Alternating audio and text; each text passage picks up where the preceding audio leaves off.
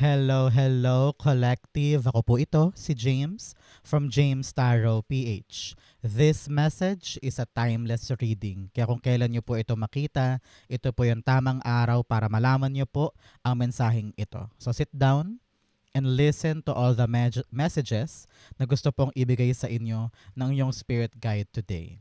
So while I shuffle your cards, I want you to please make a wish, close your eyes, hilingin mo na yung hiling mo today, okay? Oops. Okay, let's begin.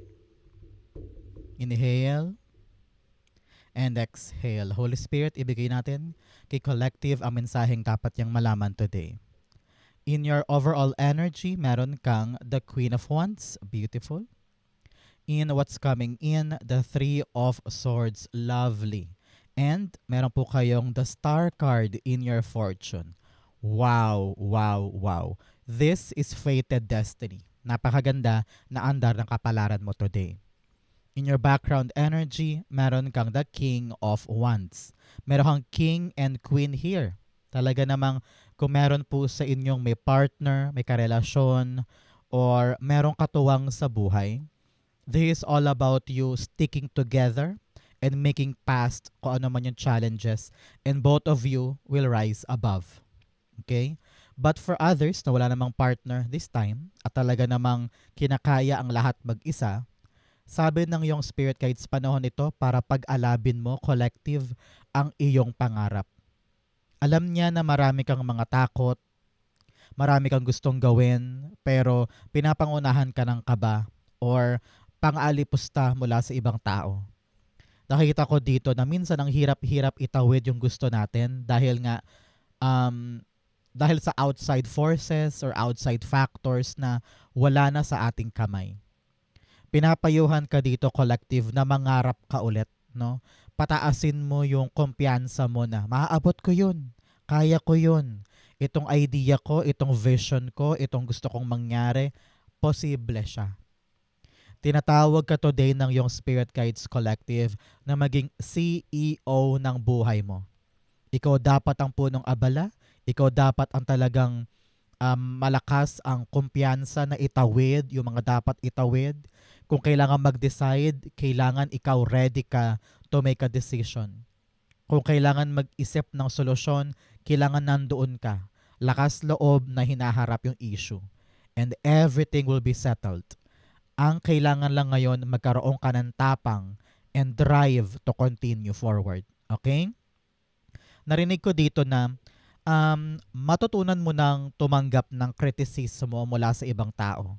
No? Yung kritisismo na yan makakatulong sa'yo para mas ma-improve yung gagawin mo or mas mapabuti yung iyong trabaho. No? Huwag mo laging isipin na kalaban siya, kaaway siya, basher siya. Maybe meron silang sinasabi na makakatulong sa'yo. Kumbaga, wag mo na lang dibdibin, no? Ang gawin mo na lamang, kunin yung valuable message and let's see kung paano ko titimbangin sa aking sarili. Panahon ito to be a better person, to be a wiser leader, no? Kung ikaw po ay breadwinner or solo parent o kaya ikaw yung main sole provider ng pamilya, kinakailangan ngayon yung pangbihirang tapang mo para sa bagay-bagay. Okay? In your current energy, meron kang the Queen of Wands.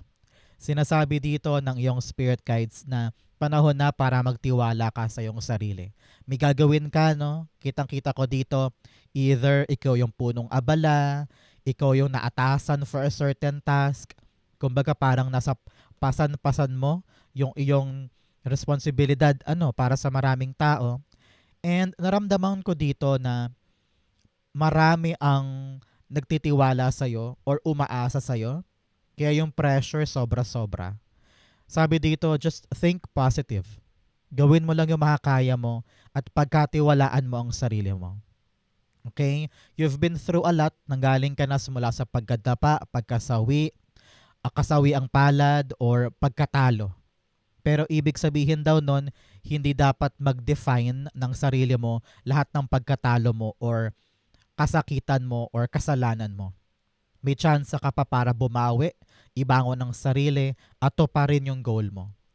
confidence together with your leadership skills, makakatulong yung combo na yan para magtagumpay ka na. Okay? Partneran natin to ng card of your life. Okay? Card of your life.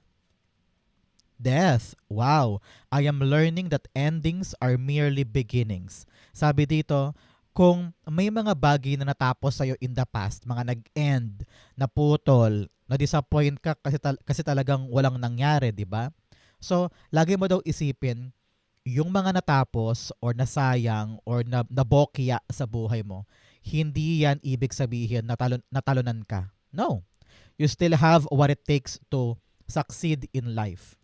Ang kailangan mo lang, i-admit mo sa sarili mo na natapos yon, natalo yon, ending yon. Baka hindi yon para sa akin or natapos na yung saysay nun sa buhay ko. And panahon na for me to rebuild my life again. Maging mapangarap ulit. Magkaroon ulit ng mga visions or mga ambisyon sa buhay na balak mo ilaban. Hindi pa huli ang lahat para sa'yo. May lakas ka pa, may skills ka pa to fight. Okay? Kung kayo po'y nahiwalay sa partner, kung kayo po'y nagkaroon ng heartbreak because of your lover or best friend na talaga namang nag-sever yung inyong relationship, lagi mong isipin, hindi ito ang katapusan ng lahat. Hindi ito ang ending para sa akin. Kaya ko pang bumangon at maghanap ng mga bago or magkaroon ng mga bagong pagkakataon sa life ko. Okay? Especially in what's coming in. Meron kang the Three of Swords. Ngayon, ito ay malaking indikasyon ng pagbangon mo. Okay? Kung nanggaling ka sa pagkalugmok, sa sakit, sa pain, sa sorrow, sa rejection, sa paghihiwalay, or pagkalusaw ng isang pangarap na walang pinatunguhan, sinasabi dito na mag-move on ka rin mula ngayon. No? While watching this video, I want you to gather your strength. I want you again to rebuild your future, no? Mangarap ka, magtiwala ka na may darating sa yung mas higit pa. Kaya be confident because what's yours will attract. Okay? You will attract what's yours, magnetize mo yung para sa'yo kapag naghilom ka na. So, anong dapat gawin ngayon ni Collective? Ipangako mo sa iyong sarili, maghihilom na ako, mag-move on na ako, para pumasok na yung bago sa akin. Kung ano man po ang naging rason ng pain na yan, ng sakit na yan, sinasabi sa iyo na yung spirit guides, may ending yan. May ending. Death. Hayaan mong malusaw, matunaw, mawala, mapatid, masira. Dahil hindi yun para sa iyo. Pinoprotektahan ka ni God for these things. Kasi kapag kinapitan mo pa yan for so long, it will really hurt you. Kaya mas maganda ng maaga pang mawala kaysa masaktan ka pa. No? Now, rebuild yourself again. Bumangon ka, kunin mo yung pagkakataon para mahalin lalo ang sarili mo. Okay? Kapag naghilom ka na, doon magkisimulang magbago ang lahat. Okay? Bigyan kita ng healing cards. Communicative cards from your spirit guides. Okay? You have, it is always okay to ask for guidance when the way is unclear. Sabi dito, okay lang manalangin or magtanong or humingi ng guidance mula sa mga taong maaaring magbigay ng malino na direksyon sa gagawin mo. Okay? Kung maaaring magulang ito, kapatid, or kaibigan, or big boss, or supervisor, yung taong alam mong maaaring gabayan ka, okay lang na umangkla ka muna sa kanya or dumepende ka muna sa kanya habang naghihilom ka pa. Lagi mo daw isipin na meron kang makakatulong sa pagbangon na ito. Meron kang magiging gabay sa paghilom mo sa sugat na ito. Okay? Maaring makakamit ka ngayon ng bagong special person or stranger or a new friend at talagang padala sa iyo ni God para tulungan kang maghilom. So, merong laging darating na guidance or kabalikat or kasabay sa buhay na makakatulong sa'yo para luminaw ang daan moving forward. Here, tinan mo naman, may star, di ba? Para may star silang tanglaw sa kanilang daan. Ito yung star mo. No? Star is all about you being favored by the universe. Ang mensahe sa iyo ni universe, tara, move on na tayo, bangon na tayo. Huwag na tayong magpakalunod pa sa ating mga sakit or pagkadusa. Okay? With a star card here in the area of your fortune, talaga namang you are chosen to uplift. Kapag po lumalabas si star card, sinasabihan ka nito na paangat na ang buhay mo. Kung nanggaling ka sa mga tower moments, mga unexpected changes, pagkaligaw, pagkagulo, or pagkatalo or kasawi ang palad, kapag lumalabas to, this is a promise. Pinapangakuan ka ng iyong spirit guides na bubuti na ang lahat. And you are now closer to something that you really want. Dinasal mo to, di ba? Meron kang dinasal, collective. Meron kang hiniling. Sabi dito, tanaw na tanaw mo na yung clear path para dito. Ang kailangan mo munang gawin, magtiwala sa sarili, maghilom sa mga dating sugat, para ready ka ng angkinin kung ano man tong bagay na ito na iyong dinasal. Okay? You are really on the spotlight. And the universe is really supporting you in this endeavor. Babalik yung kumpiyansa, yung lakas ng loob, yung pag-asa na God, please give it to me. At tataas yung spiritual power mo. You will realize na ayo nga no, siguro nga protect lang ako ni God from here. Kaya niya hinayaang mawala ito because He wants me to have this. So, kaya natanggal ito para makuha mo ito. Kaya nasayang to dahil ito yung tunay mong destination. So, believe that God is working in your favor and God is redirecting you for something that is true para sa'yo. So magalak ka ngayon, malinaw na ang path to paggaan, pagbuti ng buhay, at pagtupad ng iyong pangarap. Okay? Clarify natin with a timeline card. You have July. Very, very beautiful. Kung anong buwan mo to mapanood, no? Sinasabi na next July mo makukuha siya. Okay? So, number 21, 2, or 1, special number po ba yan para sa inyo? Kung ang sagot ay yes, ibig sabihin, this reading is for you. Pero kung hindi naman, number 21, 2, and 1, or kaya 12 is your lucky number. Congrats po. So, in July, malapit na yan, no? Sa July, your spirit guides are telling you na this dream will be tangible. Mahahawakan mo siya, posible na siya, tanaw na tanaw mo na siya. At yung katuparan ng pag-angat mo mula sa kasawian ay magfulfill by July. So, habang nag-uusap tayo ngayon, buuin mo ulit lahat ng pangarap mo.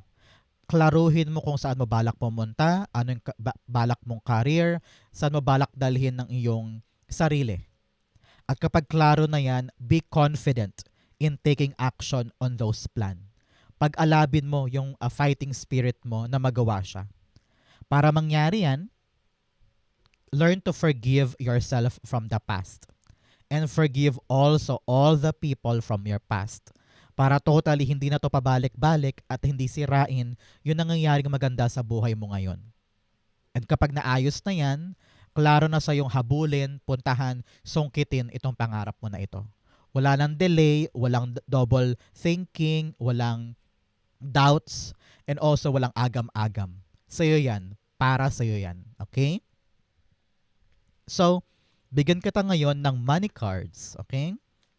For your life today, I'll be giving you your money cards. First, transformation. Yes, change is the natural order of things. Don't be afraid of the unknown. Yes, wag mong katakutan yung mga bagay na never mo pang naranasan or never mo pang natry. Nagka-transform po ang buhay mo. From pain to sagana, from heartbreak to pagbuti ng buhay. Transformation is happening for you, kaya daanan mo yan. It will lead you to your dreams and a happy, happy life. Okay? Isa pang message, meron kang, ayun, tumilapon. Fruits of labor. Wow, kitang-kita mo ba yan? Hitik na hitik sa nagniningning na bunga yung punong iyan. Sabi dito, it's time to reap the fruits of your labor and become rich. Wow, rich gain is here. Sabi dito, malaki ang chance mo talagang anihin na yung bunga ng lahat ng pinaghirapan mo, pinagpaguran mo, at talaga namang nanamnamin mo yung matamis na outcome nito. Kaya kung meron kang tinatrabaho ngayon collective na medyo mahirap, nakakapagod, sobrang puyat, halos gusto mo nang sumuko, ito ay malaking indikasyon at paalala sa'yo na aanihin mo rin. May saysay lahat ng paghihirap ngayon at kukubrahin mo yung magandang outcome dyan. So congrats po. Manlibre ka naman collective, okay? Your last money card, winning, yes. Sooner or later, luck comes to everyone. Do not spend everything at once. Sabi dito, meron kang panalo ngayon. This is your sign, panalo ka sa isang bagay. Baka loto yan, or raffle, or meron kang panalo sa isang pinaglalabanan na contest, or pinaglalabanan na trabaho, or ina-applyan na slot, no, na talagang limited lamang ang makakapasok. Isa ka sa chosen one talaga para pagbigyan ito. Ikaw ang panalo sa dinami-dami-dami ng applicants. Sa dinami-dami-dami um, ng empleyado, ikaw ang nakakuha ng talaga namang galanteng kliyente. Or ikaw ang makakakuha ngayon ng maraming kota or employee of the month, no? Winning is in your name. Congrats po sa panalong ito. Talaga namang confirmed. You are the chosen one. After the heartbreak, bumabawi sa iyo ang kapalaran. Ibibigay sa iyo yung dapat sa iyo. Wow, napakaganda for you. So now, bigyan kita ngayon ng money, manifestation, wishing, oracle, and also paghahanda para sa iyo. Okay? So now, close your eyes and namnamin mo ulit yung wish mo. I-visualize mo sa yung mga paningin yung dapat makuha or gusto mong makuha ngayon. This is your ritual. So let's begin. Close your eyes and make a wish.